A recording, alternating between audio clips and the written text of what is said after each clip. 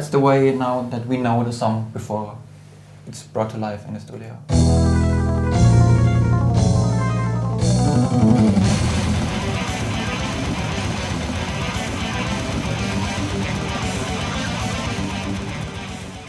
It's actually the only song that I completely wrote for the record, and I already had this song mainly for 3 years or something. And this was the first riff I got actually. This is one guitar. This is the riff I came up with playing. And then I thought of a harmony guitar, which plays a second voice, which I can't try on my own, so I programmed this riff into Guitar Pro. And then I tried to come up with a harmony guitar, which was this. And it sounds together like this, with both guitars. So actually, the harmony guitar doesn't play the same thing, just a third higher or lower, like in many other riffs. But the intervals change here. Sometimes you have a fifth or a third, so it's more like counterpoint, actually. Yeah, and this is the main riff, which I based the song on.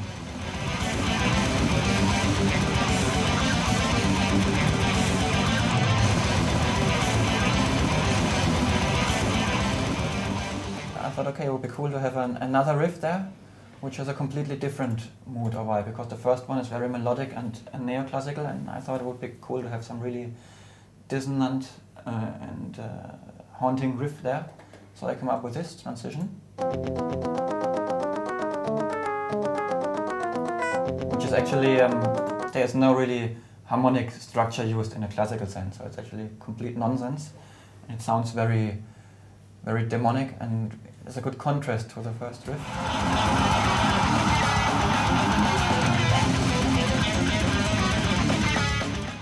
The structure is not very complex, and that's really very strong about the songs of Obscura, that there's no complex song structure.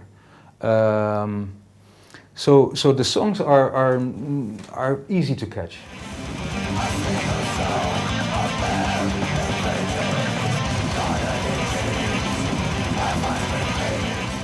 Now we have the typical blast beat, eighth note riffing style, and so it would be cool to go in a different rhythm, a triplet rhythm which sounds cool.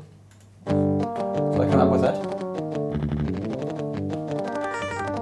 And I actually had this idea when going home from school. I thought it would be cool to have a riff which is based on arpeggios and chords, but the arpeggios not just doubled in both guitars, but they are actually alternating between the left and right speakers.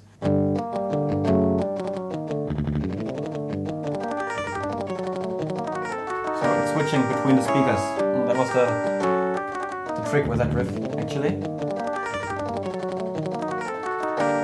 And now comes the special part, where I thought it would be cool to have a death metal song with or had this idea for a long time, to have an acoustic guitar section in a death metal song. And then I came up with this nice idea.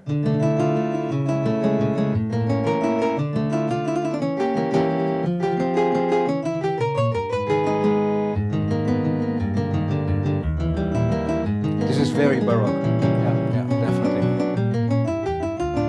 And this is something which I thought would really fit very well into an intense song like that, to have something different and unexpected. So if you listen to the first guitar, you hear this.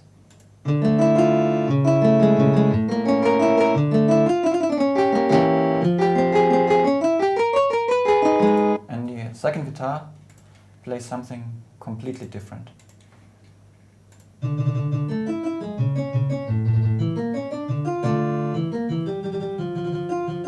So it's just mainly the harmonic bases. It's the same chords, but they play something completely different from each other.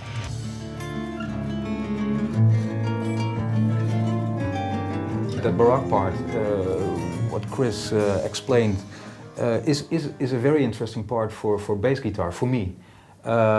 It was very open. Actually, there's no blast or grunt or it's very dynamically. So I have been looking for a kind of a bass melody there, and I added some classical fretless melody in the bass.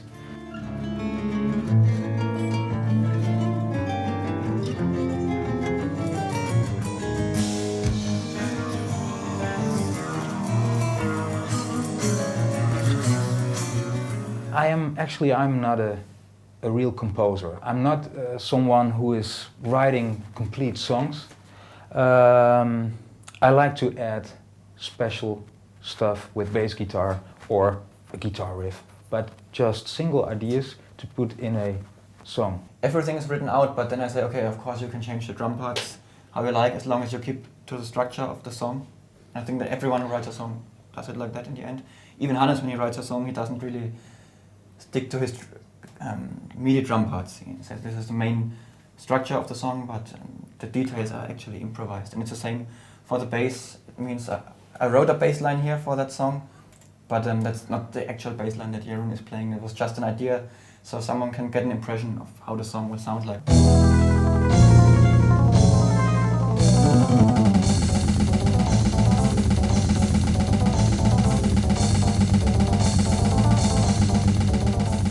A MIDI sound like this is not very inspiring, of course. So when you're all together, work things out.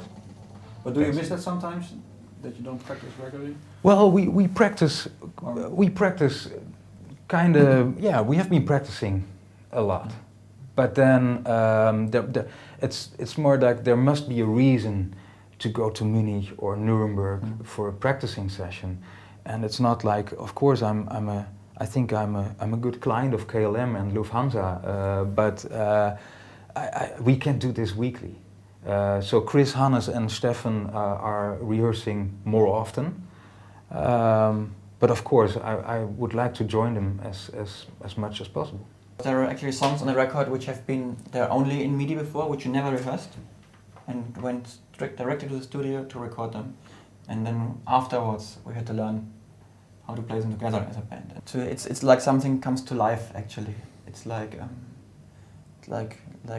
imagine like having a story in your head and then seeing it on TV or something. So it's a really cool feeling. So it's like your own ideas actually are brought to life, and they get a completely new direction because of all the members involved.